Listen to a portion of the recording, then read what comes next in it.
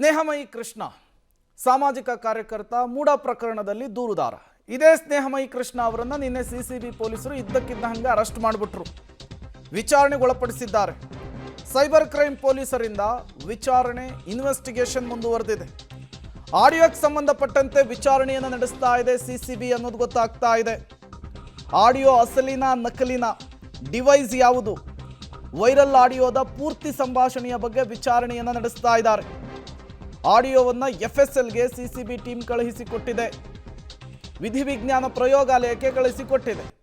ಅದು ಅಸಲಿನ ನಕಲಿನ ಅನ್ನೋದು ಅಲ್ಲಿಂದ ಗೊತ್ತಾಗಬೇಕಾಗುತ್ತೆ. ಬಟ್ ಪೊಲೀಸರ ಇನ್ವೆಸ್ಟಿಗೇಷನ್ನೇ ಈಗ ಹಲವು ಅನುಮಾನಕ್ಕೆ ಕಾರಣವಾಗ್ತಾ ಇರುವಂಥದ್ದು.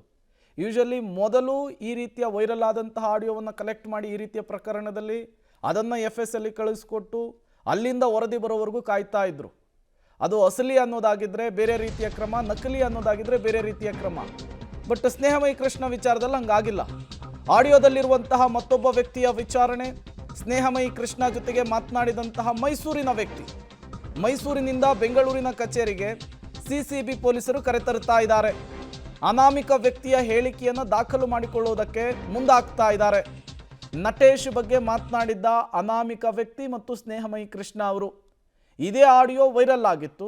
ಈಗ ನಟೇಶ್ ಕೊಟ್ಟಂತಹ ದೂರಿನ ಅನ್ವಯ ಇನ್ವೆಸ್ಟಿಗೇಷನ್ ನಡೀತಾ ಇದೆ. ಡೀಟೇಲ್ಸ್ ಅನ್ನು ಕೊಡೋದಕ್ಕೆ ಉಮೇಶ್ ನೇರ ಸಂಪರ್ಕದಲ್ಲಿ ಜಾಯಿನ್ ಆಗಿದ್ದಾರೆ. ಉಮೇಶ್, ಪೊಲೀಸರ ನಡೆನೇ ಅನುಮಾನಕ್ಕೆ ಕಾರಣವಾದರೂ ಕೂಡ ಮುಂದೆ ಹೆಂಗೆ ಹೋಗ್ತಾರೆ ಅನ್ನೋದು ಕೂಡ ಅಷ್ಟೇ ಕುತೂಹಲಕ್ಕೆ ಕಾರಣವಾಗ್ತಾ ಇದೆ. ಏನಾಗ್ತಾ ಇದೆ ವಿಚಾರದಲ್ಲಿ ಸದ್ಯದ ಬೆಳವಣಿಗೆ?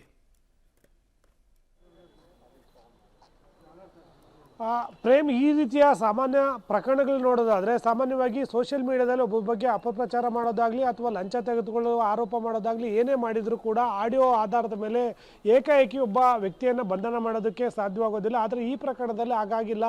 ದೂರು ದಾಖಲಾದ ತಕ್ಷಣಕ್ಕೆ ಮೂಡಾದಲ್ಲಿ ಆ ದೂರುದಾರರಾಗಿದ್ದಂಥ ಸ್ನೇಹಮಯಿ ಕೃಷ್ಣ ಅವರನ್ನು ಆ ಕ್ಷಣಕ್ಕೆ ಸಿಸಿಬಿ ಪೊಲೀಸರು ಬಂಧನ ಮಾಡಿರುವಂಥದ್ದು. ಬಂಧನ ಮಾಡಿ ನಿನ್ನೆ ಸಿಸಿಬಿ ಕಚೇರಿಯಲ್ಲಿ 9-10 ಗಂಟೆ ತನಕ ವಿಚಾರಣೆ ಮಾಡ್ತಾರೆ. 10 ಗಂಟೆ ನಂತರದಲ್ಲಿ ಕಮಿಷನರ್ ಕಚೇರಿಯಲ್ಲಿರುವಂಥ ಸೈಬರ್ ಕಚೇರಿ ಏನಿದೆ ಅಲ್ಲಿ ವಿಚಾರಣೆ ಮಾಡ್ತಾ ಇರುವಂಥದ್ದು. ಸದ್ಯಕ್ಕೀಗ ಪೊಲೀಸರ ಆರೋಪದ ಪ್ರಕಾರ ಏನು ಆ ನಟೇಶ್ ಏನಿದ್ರು, ಮಾಜಿ ಆಯುಕ್ತರಂಥ ನಟೇಶು, ಅವರ ವಿರುದ್ಧ ಸೋಷಿಯಲ್ ಮೀಡಿಯಾದಲ್ಲಿ ಅಪಪ್ರಚಾರ ಮಾಡಿದ್ದಾರೆ. ಅದಕ್ಕೆ ಆಡಿಯೋನ ಬಳಸಿ ಅಪಪ್ರಚಾರ ಮಾಡಿದ್ದಾರೆ ಅನ್ನೋ ಆರೋಪ ಬಂದಿರುವಂಥದ್ದು. ಆ ಸಂಬಂಧಪಟ್ಟ ಹಾಗೆ ಪ್ರಕರಣ ಕೂಡ ದಾಖಲಾಗಿದೆ.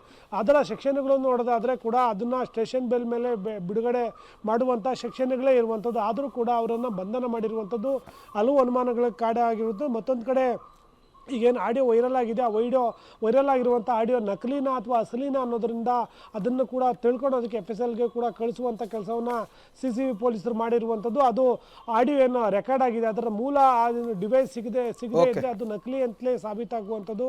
ಆ ನಿಟ್ಟಿನಲ್ಲೇ ಆ ತನಿಖಾಧಿಕಾರಿಗಳು ತನಿಖೆಯನ್ನು ಮುಂದುವರಿಸಿದ್ದು. ಮತ್ತೊಂದು ಕಡೆ ಆ ಸ್ನೇಹಮಯಿ ಕೃಷ್ಣ ಜೊತೆಗೆ ಮಾತಾಡಿದಂಥ ವ್ಯಕ್ತಿ ಏನಿದ್ರು ಅವರನ್ನು ಕೂಡ ಹುಡುಕುವಂಥ ಕೆಲಸವನ್ನು ಸಿಸಿಬಿ ಪೊಲೀಸರು ಮಾಡಿದ್ದು. 11 ಗಂಟೆ ನಂತರದಲ್ಲಿ ಸ್ಟೇಷನ್ ಬೆಲ್ ಬಿಟ್ಟು ಕಳಿಸ್ತಾರಾ ಅಥವಾ ಆ ಜಡ್ಜ್ ಮುಂದೆ ಹಾಜರುಪಡಿಸ್ತಾರೆ ಅನ್ನೋದು ಸದ್ಯಕ್ಕಿರುವಂಥ ಕುತೂಹಲ. Prem. Okay, thank you Umesh ತಮ್ಮೆಲ್ಲ ಮಾಹಿತಿಗಾಗಿ.